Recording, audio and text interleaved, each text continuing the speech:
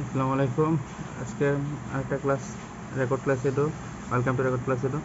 ভৌত আলোক বিজ্ঞানের এই কিছু প্রশ্ন সলভ করাবো। এই প্রশ্নগুলো যারা বোর্ড পরীক্ষার্থী আছো তাদের জন্য অনেক বেশি ইম্পর্টেন্ট, কারণ বিশেষ করে আজকের এই ক্লাসটা বোর্ড পরীক্ষার্থীদের উপর উদ্দেশ্য করে বানানো, ঠিক আছে? আর যারা অ্যাডমিশন ক্যান্ডিডেট বা সাথে সাথে অ্যাডমিশনের প্রস্তুতি নিতে চাও তারাও দেখতে পারো, অনেক উপকার হবে। আর প্লিজ রেকর্ড ক্লাস ইউটিউব চ্যানেলটা সাবস্ক্রাইব করো, পাশে থাকো। তোমাদের একটা লাইক, কমেন্ট এবং সাবস্ক্রাইব আমাকে নতুন করে ভিডিও বানানো অনেক বেশি উৎসাহ দেয়।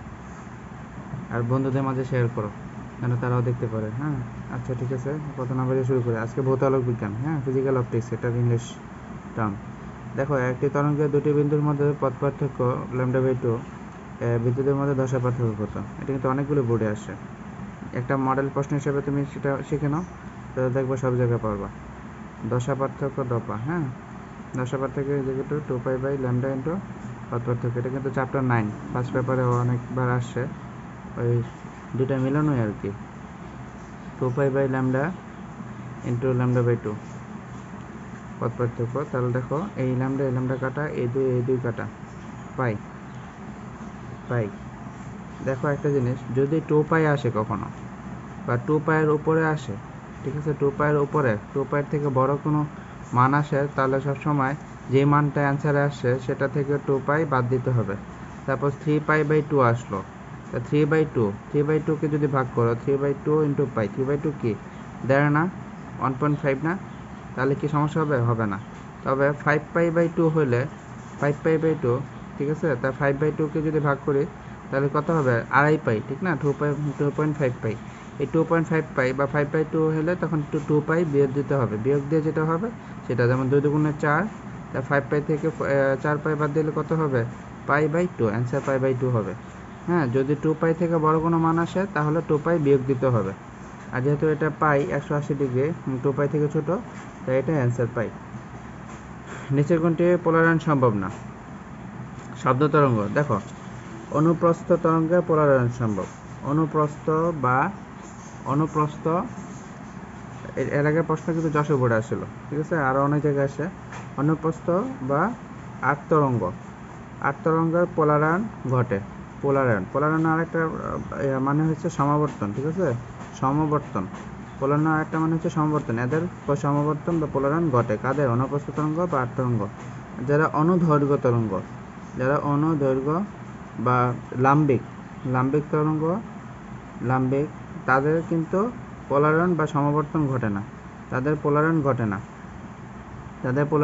না। দেখো, এই দুটার যে কোনো একটা অপশন মনে রাখলে কিন্তু তোমরা অপশন টেস্ট করার মাধ্যমে সঠিক অ্যান্সারটা বের করতে পারবা।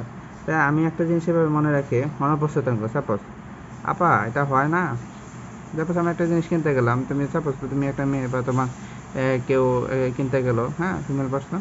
তাহলে দেখো, আপা এটা হয় না, মানে একজন দোকানদার জিজ্ঞেস করলো যে একটা জিনিস দিলাম, আপা এটা দেখেন তো হয় কিনা, ঠিক আছে, এরকমভাবে মনে রাখলাম। তাই দেখো, দিয়ে আলোক তরঙ্গ,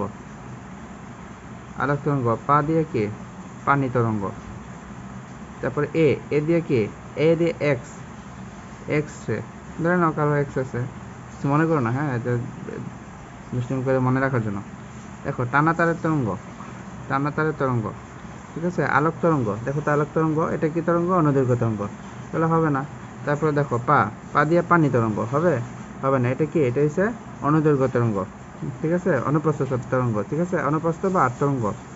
তারপরে বেতার তরঙ্গ, এটা দেখো, এক্সের পাশাপাশি এটা বেতারটাকে মনে রাখবা, এক্স দিয়ে বেতারটা মনে রাখবা।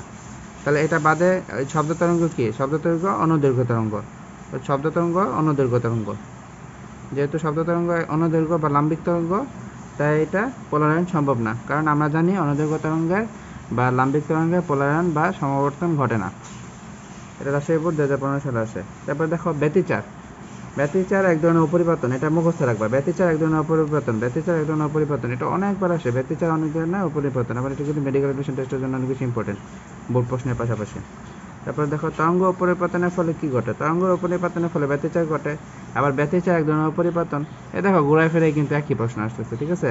তার মানে কি? ব্যতিচার এক ধরনের অপরিবর্তন, আর তরঙ্গের উপরিপাতনের ফলে কি ঘটে? ব্যতিচার ঘটে।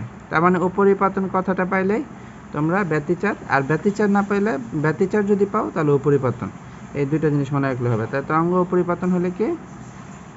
উপরিপাতন মনে হলে ব্যতিচার। ঠিক আছে, দুইটাই পরস্পরের কি সম্পর্কযুক্ত। উপরিপাতন বললে ব্যতিচার, ব্যতিচার বললে উপরিপাতন। ওকে, তারপর দেখো পয়েন্টিং ভেক্টর। পয়েন্টিং ভেক্টর কি? এস।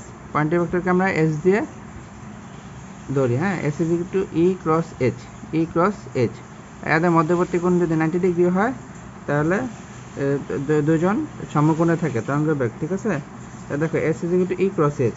ই cross H, H cross E হলে কিন্তু দাগানো যাবে না, ই ক্রস এইচ হতে হবে, এটা মনে রাখতে হবে। ঠিক আছে, তারপরে দেখো ই এবং এইচ প্রত্যেকের সাথে তড়িৎচুম্বকীয় তরঙ্গের বেগ কত গুণে থাকে? ই এবং এইচ প্রত্যেকের সাথে বললামই তো, এই যে ই ক্রস এইচ, এটা ভেক্টর গুণন। ঠিক আছে, পয়েন্টিং ভেক্টর 90 ডিগ্রি গুণে। ধন্যবাদ সবাইকে। রেকর্ড ক্লাস এডুটা প্লিজ সাবস্ক্রাইব করো, আর এরকম ভালো ভালো ভিডিও পেতে চ্যানেলটা সাবস্ক্রাইব করে বন্ধুদের শেয়ার করো আর লাইক করে পাশে থাকো। খোদা হাফেজ।